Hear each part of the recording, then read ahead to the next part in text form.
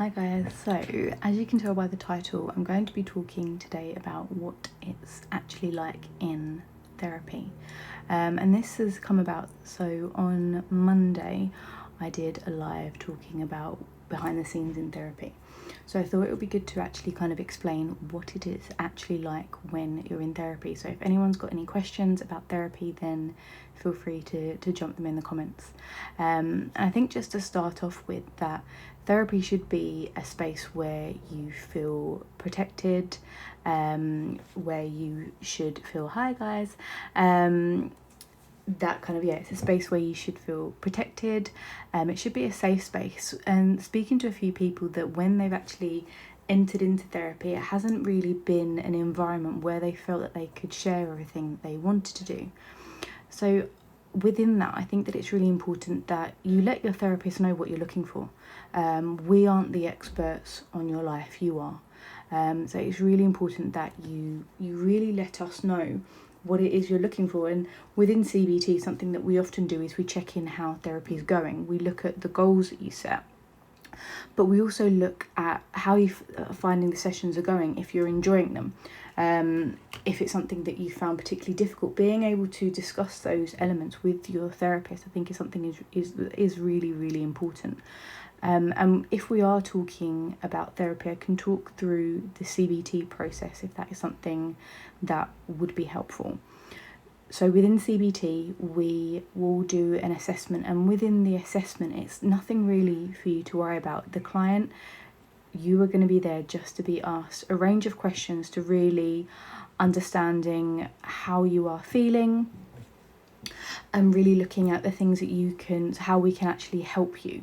So it will be, a lot of the time will be you just be responding to some of the questions that we're asking. I think a lot of people, when they think the assessment, they're really, really worried about what the assessment is going to contain. But all it is you just being able to talk through what you're doing. And within CBT, we set goals. So the goals that we often look at are SMART goals. So you have goals that are specific, measurable, achievable, realistic, and time-bound. So those are the goals, and you set them at the beginning of therapy, and really within that you should be checking in with those goals in the session. So whether you do that every session or every couple of sessions, it's really important that your therapist is checking in with how the goals and how you're thinking the therapy is going. And if they're not doing that, then it's really not CBT. So it really should be kind of focusing on the goals. And when we are looking, so going back to the assessment, so yes, so it'll be you talking about a load of things, us really working out where to go with how you're feeling. And within that, it will just be about being able to provide that space, as me as a therapist, provide that space for you to be able to talk through how you're feeling, what you've been thinking, and also how long the difficulties have been going on for you. Normally from the beginning session, the therapist should be able to tell you what sort of model you're going to be using. Within CBT, we have a range of models for all different disorders, and it may be that we work with one model or we work transdiagnostically. So transdiagnostically means that we work across disorders and we work across models. And it should be really clear of, again, what you're knowing. And if you don't know the model that you're doing, or that you are being followed through, then again, it's not CBT. There shouldn't be any secrets in therapy. So what I mean by that, there should be so much transparency between the therapist and you. You should always know at every point what the therapist is going to be doing, and even potentially knowing what's going to be going on in the next session. So just to kind of bear that in mind. And when you have gone through the assessment, you know what model you're doing, then you do something called the formulation. The formulation is basically a map of you. They are my favourite things to do in therapy because they just put everything together. If you just imagine that you're coming to therapy, you're feeling maybe overwhelmed, a bit just scrambled and not being able to make sense of that, this map plops it all together, chucks in a couple of arrows, and it's just a diagram that explains what you're going through at the moment. It looks at your strengths, it looks at things that you're struggling with, and it looks at things that are keeping the problem going. And again, when we're thinking about CBT, we want to focus on what is actually keeping that problem going. Those are the areas that we're going to be able to make a change. For example, if your difficulty is that you feel anxious, but the thing that is keeping that anxiety going round in a circle is that you have a lot of anxious thoughts. You feel the anxiety in your body, or it could be that you avoid certain situations or certain things, and that is going to be what's keeping that anxiety going. So within CBT, we were like, okay, these are what we call the maintaining factors, and we would be tackling them. So we could tackle your anxious thoughts, whether we do that looking at generalized anxiety, whether we're looking at social anxiety. It will be slightly different for different types of anxiety, but we'll be able to tackle what you are thinking. Then when looking at the things that you avoid, within CBT we use something called graded exposure. So we set up a list of all the things that you're avoiding. It doesn't matter how little they are, we will list them all down. And then once we've got that list, you'll rate it. So it'll be the things that are the easiest things for you to maybe start to do, and going all the way up to the things that are the hardest. And with the support of your therapist, you would look at tackling the things that are the easiest to do. That could be maybe going to the shop and asking the shop assistant for something that you feel that's going to make me feel anxious, but it's not going to make me feel really, really anxious. I'm not going to be able to do it. And then you practice that, you do that, and you do it a couple of times until your anxiety drops by half. And once your anxiety is dropped by half, you move up on the next in the hierarchy. So that's just an idea of how you would be able to work through situations that make you feel anxious, and how you would use your behaviour to manage them. And that's what I mentioned with the maintaining factors that you would have got from the formulation that you've created with your therapist. And all of those techniques I spoke about with managing your thoughts, with changing your behaviours, that would be what comes in what we would call the intervention sessions. So you've done the assessment, you've done the formulation session. You may do something called psychometrics, which are just questionnaires that rate kind of the severity of how you're feeling. And within the questionnaires, it may be something that you repeat weekly or bi-weekly with your therapist, so you can see that the score is changing. And for some people that is really, really motivating. It makes you feel really good. And often that when we are going through therapy, sometimes we feel, well, I'm not feeling that much better, but your scores and what you're actually doing is changing so much that you don't really give yourself credit for. That's why sometimes they can be really, really helpful. So you've done all of that, and then you start to work on, as I said, the intervention sessions. And that can be for a fixed period for some people, that they may just do like a 6-session block.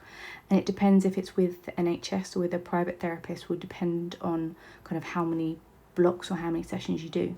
But within each model, there will be an agreed amount of sessions that an individual would be expected to do to see some sort of change. And again, don't be afraid to ask your therapist this. They'll be able to tell you the NICE guidelines, that's the National Institute of Clinical Excellence, how many sessions that they would recommend for different treatments and different disorders. And you should also be able to say that you can say what how many sessions would be in that model. Thanks. Oh, South Africa, that's so cool. Yeah, the similar timelines, I think, with the UK and South Africa, which always just for some reason blows my mind. Anyway, so you do the intervention sessions, and at the end of therapy, so after you've gone through your interventions, then you do something called the therapy blueprint. And this is pretty much a map for you to reflect on everything that's happened in therapy. So you look at the areas where you've made the most changes, you've looked at the kind of the difficulties, how you've overcome them. And it's a real chance for you just to reflect on all the amazing things that you've achieved. And then once you've done that, there's an element of that called a relapse prevention plan. And what that basically means is kind of what it says on the tin, is just to help you to not relapse. So is the blueprint like a relapse prevention plan? So the relapse prevention plan is part of the blueprint. So the blueprint would be more kind of going over all the things that you've been through in therapy. And then the relapse prevention plan will be the part at the end of therapy to support you if there are any blips, if there are any setbacks, that you know exactly what to do.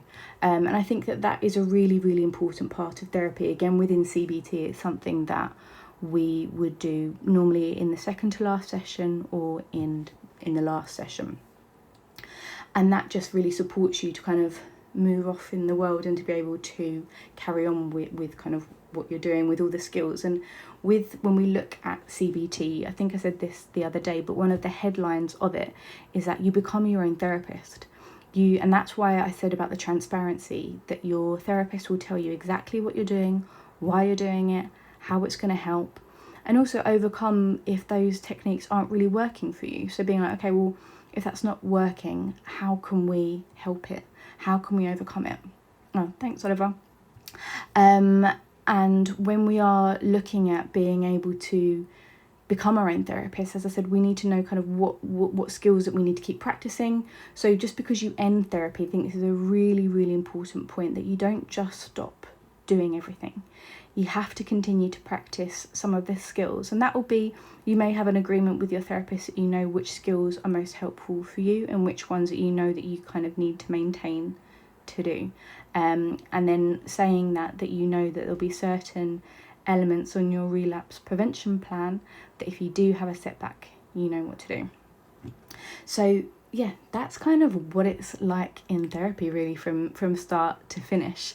I think that kind of one of the other really important things is that, again, it depends on where you are having your therapy, whether it's with the kind of the NHS in the UK or if it's with a private therapist, that if you have a range of difficulties, I mentioned about the transdiagnostic, so that when you work across different disorders, so that treatment may be slightly longer.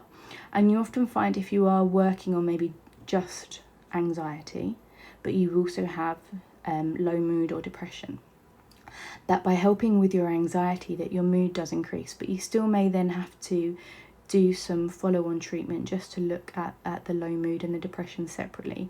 But if you're working transdiagnostically, sometimes you can work all things at the same time, or you can kind of work them that they kind of go alongside each other.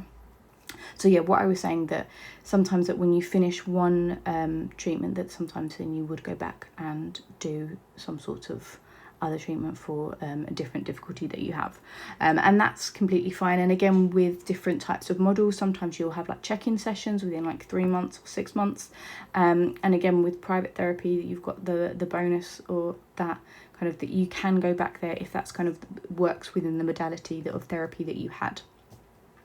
So yeah, I hope that's given an insight. As I said, I really just want to kind of demystify therapy, even though I think that we're talking a lot more about mental health and about therapy.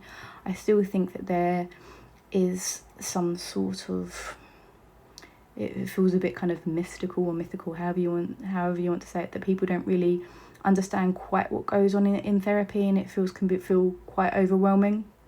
I think just to normalise it, really, and just to say that it is normal. A lot more people probably have therapy than what you think, and don't be afraid to really reach out and get the support if you need it.